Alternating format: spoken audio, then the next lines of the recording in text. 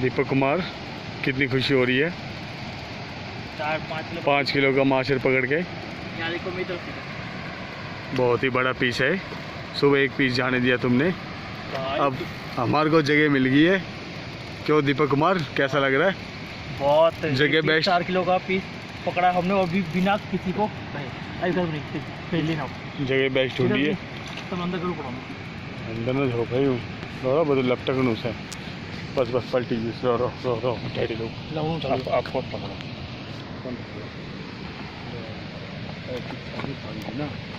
ना हो तो बड़े फिसलन से ठीक है सुनी उखड़ा हो जाओ वही जाओ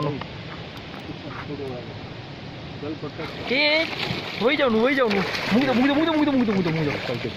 तो महाराज गल तो अंदर पी जूस यार तुमने भी कही ओला ओला पड़ा ले लो रो थोड़ा निकालूँ